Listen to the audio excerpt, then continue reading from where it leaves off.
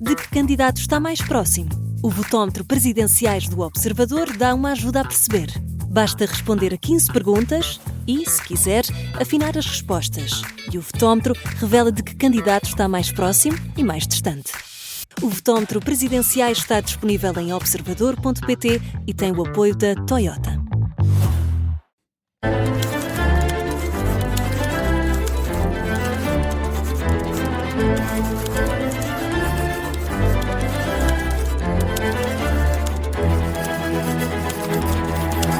Está no ar o Português Suave, na Rádio Observador, já em 2026. É o primeiro episódio de 2026. Bom ano, Marco Neves. Bom ano para ti e também para todos os que nos ouvem. Espero Vamos que a seja um isto. ótimo ano. Então, hoje temos a língua nas notícias. É inevitavelmente não, podia ter ignorado completamente a notícia, mas... Mas nós gostamos sempre também de dar sim, o devido ligar. destaque quando um tema também está a marcar muito a atualidade, não é? Vamos falar da Venezuela. Da Venezuela, e eu confesso que não fazia ideia de onde é que vinha o nome Venezuela, e fui ver, e tem até uma ligação. Eu fui passear com a família até uma terra, não na Venezuela, não estava lá quando tudo aconteceu, mas a Veneza, e descobri que há uma ligação entre Venezuela e Veneza. A etimologia da Venezuela é mesmo Pequena Veneza. O nome do país vem de Pequena Veneza. Quando aquela zona foi encontrada pelos navegadores, neste caso o navegador italiano ao serviço de Espanha, Américo Vespúcio, com Alonso de Ojeda, deve estar a pronunciar, eu não pronuncio muito bem os J espanhóis já, mas pronto. Encontraram, esta é a explicação tradicional, depois há outra, já digo qual é que é. Encontraram povoações das pessoas que lá viviam, aquela zona já era povoada, não é? Com estacas em cima d'água, com construções em cima d'água, e decidiram que aquilo era a Pequena Veneza. E então Venezuela acabou por ser o nome daquela daquela zona. Não é? Nasceu daí. Há outra teoria que diz que vem de uma palavra indígena daquela zona, mas não parece ser tão sólida etimologicamente. Portanto, é muito provável que seja mesmo o nome que aqueles navegadores deram àquela zona por causa da forma como aquilo lembrava a cidade italiana, que na altura era, isto é curioso também, um país, um Estado. A Veneza foi durante mais de 1000 anos um Estado e tinha uma língua, e tem ainda hoje, que não é só o italiano, que é o Véneto, que nos deu uma palavra muito comum, mas falamos disso no final do episódio. Então, uma palavra que nós usamos quase todos os dias. E Marco, nós começamos isto com tanta vontade que nem passámos o separador da língua das notícias. É verdade. Tamanha vontade de começar 2026. 2026 estamos com muita força. Vamos já para o mapa da língua. Vamos.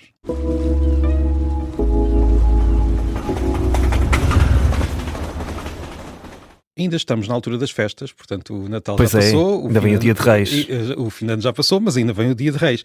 E o Dia de Reis, que é muito importante em todo o mundo cristão, mas principalmente em Espanha, porque é quando as crianças recebem... Ainda se liga muito ao Dia de Reis aqui em Portugal, ainda há muita tradição. Não é tanto como em Espanha, porque não temos a questão das prendas para as crianças, não é? Sim. Mas temos... As famílias também se calhar não se juntam tanto neste dia, mas há aquela, pelo menos a tradição em minha casa, de ainda fazer a consoada nesse dia. Por acaso, na minha não havia, há a tradição de terminar, ou seja, de tirar a árvore de Natal naquele dia. Sim, toda a tradição também. Mas temos a figura dos três reis magos, três figuras tradicionais, e lembrei-me de, tal como eles trouxeram prendas, também mostrar algumas palavras que vieram daquela zona.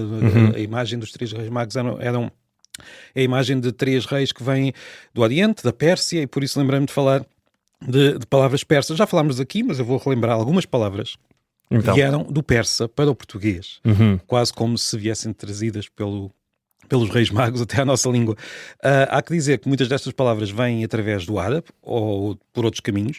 Nós, quando falamos de origem, e já disse isto algumas vezes, quando nós falamos de origem das palavras, não estamos a falar do sítio onde elas foram inventadas de raiz. Elas vêm sempre de outros sítios e são misturadas. São influenciadas por muita coisa, não é? Portanto, quando a dizer a origem da palavra é sempre um pouco impreciso, porque nós nunca sabemos exatamente qual é que foi a palavra original, que provavelmente já foi dita há milhares e milhares de anos. E as transformações que ela teve ao longo do tempo. Pronto, mas podemos dizer que açúcar passou passou pelo persa, depois foi dada ao italiano e depois acabou por... ao italiano não, foi dada ao árabe e acabou no português. Também foi dada ao italiano e foi através do italiano que chegou, por exemplo, a línguas como o inglês, que tem sugar e por aí fora. Esta palavra passou pelo persa. Portanto, é uma palavra que veio de lá, das rotas da seda, até chegar aqui a esta zona. Tem uma origem ainda mais remota, como eu estava a dizer, do que o persa, que é o sânscrito, em que era sarkara. Sarkara deu origem ao nosso açúcar. Depois temos outra palavra que veio do persa, temos laranja. Laranja vem do naranj persa, que passou para o árabe e depois acabou por chegar ao nosso... Nós temos muita influência do árabe, não é? Na nossa língua. Muita influência, muitas palavras árabes. Temos também a palavra, esta é um pouco mais, digamos, surpreendente, a palavra pato. Pato parece ter vindo do bate persa que passou para o árabe. Isto já parece ser uma linga-linga. Também temos a palavra xadrez, que também veio do persa. Temos a palavra pijama, só que pijama tem uma curiosidade porque chegou ao português por um caminho muito diferente, porque foi do persa para o hindi, do hindi para o inglês e do inglês para o português. Temos a palavra azul, que já falámos aqui várias vezes, essa nem vou repetir, também vem do persa. Temos a palavra magia, que vem de mageia grega, que tinha vindo do persa. E por fim, para terminar este mapa da língua, temos a palavra mago. Mago vem de magia. Que associa depois ao rei mago. Portanto, os próprios reis magos, o nome deles, a palavra que nós associamos, veio do persa. E foi o nosso pequeno episódio do Dia de Reis. Ainda não acabou o episódio, mas pronto, foi a nossa pequena prenda de palavras que vieram do persa. Sim, não trazemos nem ouro, incenso e mirra, mas trazemos palavras um pouco por todo o mundo. Vamos aos mitos.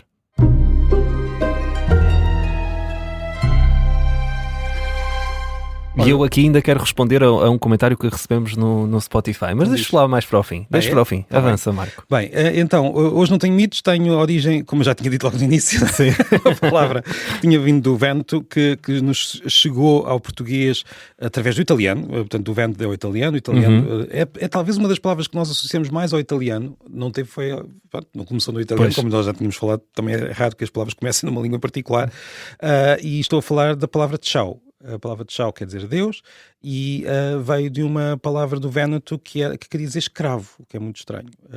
Porque, essa ligação? Porque havia uma expressão em Vêneto em que a pessoa acabava, ou começava, como sabemos, até em italiano, tchau quer dizer olá ou adeus, e a forma como... ou seja, o que as pessoas diziam era: sou seu escravo, estou ao seu dispor, sou o seu servo. Era uma forma de despedida que começou a ser reduzido, e aquele tchau que era escravo inicialmente acabou por ser um adeus ou um olá que se espalhou por muitas línguas, não só o português. Ao português terá chegado provavelmente pelo Brasil, porque no Brasil houve muita imigração italiana, principalmente naquela zona, e há até ainda localidades brasileiras onde o Vêneto é falado ainda por muitas pessoas, a língua de Veneza, chamam essa língua os brasileiros Talian. Talian. Eu estou a ver que estás com muita vontade de responder ao comentário. Não, por acaso estou curioso com essa história porque não sabias que existia a ligação do Brasil, não é? Sim. Se calhar era mais fácil ver essa ligação mais próxima a Portugal, não? Sim, mas foi provavelmente, assim, não se tem a certeza de onde é que o tchau entrou na língua portuguesa, mas é bem provável que tenha sido no Brasil e depois pelas telenovelas se tenha espalhado cá para Portugal. Pois. Mas a palavra tchau também se espalhou por outras palavras. Os ingleses às vezes também dizem tchau à italiana, assim, sim, verdade. Meio a brincar, mas cá na nossa língua acabou por se tornar uma palavra tão comum que se a pessoa diz adeus parece muito brusco. Se eu chego ao fim, digo adeus. O tchau acaba por ser o mais informal. Não sei se é muito comum. Tu costumas usar tchau? Eu uso mais o tchau do que o adeus até. Pois, por isso eu acho que o adeus é mais brusco. É isso que eu estou a dizer. É isso que eu quero dizer. O adeus, se nós hoje usamos adeus, acabamos por parecer que estamos mesmo a dizer nunca mais te quero ver. Não, sim, se calhar uma conotação. E será por causa dos... não sei se isto pode ter influência ou não, isto pode ser muito parvo. Mas nos filmes, com as legendas, o adeus, se calhar, como é uma forma mais... talvez, eu não sei, cordial, é mais utilizado e podemos associar mais formal, Não sei, eu tenho alguma hesitação em achar que as legendas, eu trabalho em tradução. Claro, por isso é que eu te fiz esta provocação. Mas parece-me que não sei se tem assim uma influência tão forte nas palavras que nós usamos tão diariamente. Talvez possa ter vindo por aí. Há palavras que são só usadas nas legendas, como já falámos aqui. Já. Sim.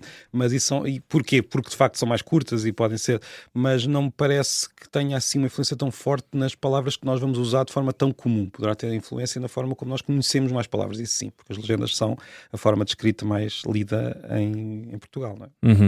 E tens mais algum mito ou sugestão para hoje? Eu queria só dizer que nós este ano, já que este é o primeiro episódio, eu gostava de para o futuro dizer que gostava, era giro trazermos cá pessoas ao Português Suave e perguntarmos, portanto, se algum dos nossos ouvintes tiver alguma ideia ou quiser dar alguma sugestão para 2026 para o Português Suave, eu ficaria muito contente. Claro, é partilhar connosco, através dos comentários no Spotify ou através do nosso e-mail portuguesuave@observador.pt ou através do número de telefone. Eu hei de decorar ao longo deste ano, é uma das minhas promessas. Eu estava a contar até 0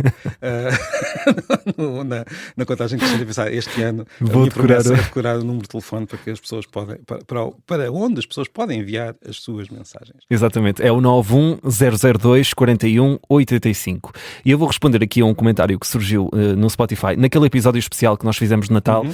Juntou-se a nós também o Ricardo Conceição e a Maria João Simões, e recebemos um comentário do Paulo Lopes, dirigido a mim, ainda que eu não sei se seja dirigido a mim, porque não disse bem o meu nome, mas vou passar a ler. Ai, meu Deus.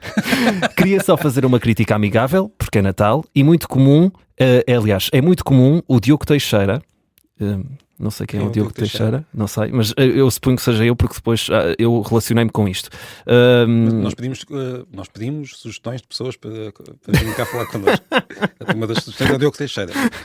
É muito comum o Diogo Teixeira dizer lá no norte, entre aspas, como se todo o norte de Portugal falasse da mesma forma. Por exemplo, esfarrapada, para designar aquilo que na minha terra é farrapo velho.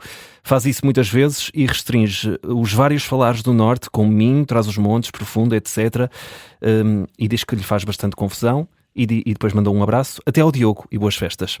Paulo Lopes, eu não me chamo Diogo, sou o João Costa e Silva, mas compreendo a sua crítica e percebo, eu muitas vezes faço isto e não é para esquecer todo o norte, digamos assim. Eu posso responder, posso dizer uma coisa, que é, nós temos mesmo de fazer isto, ou seja, o que eu quero dizer com isto é, nós quando estamos a falar de sotaques e da língua, às vezes falamos com diferentes níveis de aproximação. E claro, quando falamos lá do norte, parece que estamos a pôr tudo no mesmo saco. E é muito não, diferente. Mas não é. Mas é a mesma coisa. Muitos brasileiros dizem, os portugueses dizem isto ou aquilo, e depois nós vamos ver e depende da zona. Mas mesmo assim, eu também às vezes digo, no Brasil usa-se esta forma, há o sotaque brasileiro e os brasileiros dizem, e com razão também, não há um sotaque brasileiro, há muitos sotaques brasileiros. Exato. Mas não deixa de haver algumas características que são comuns. Agora, claro, quando tu muitas vezes dizes lá do norte, estás a falar de características não, agora da tua vou passar terra, a dizer...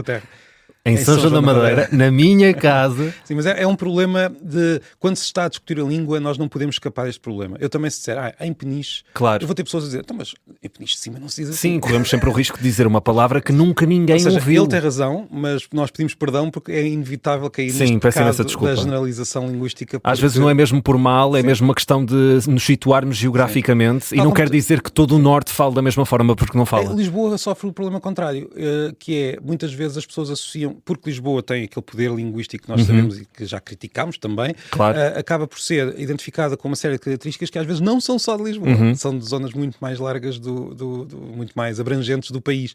Portanto, Lisboa tem o problema contrário. O norte às vezes é posto tudo no mesmo saco, Lisboa parece que é responsável por muita coisa que no fundo é do sul inteiro, ou zonas do sul, do centro, de uma fronteira que é difícil de definir. Mas pronto, o Paulo vai-te perdoar, até porque tu perdoaste. Espero que sim. Tu perdoaste o facto de ele te chamar Diogo, por isso ele vai-te perdoar. É João, Paulo. Um abraço e um ótimo 2026. Eu não levo nada a mal.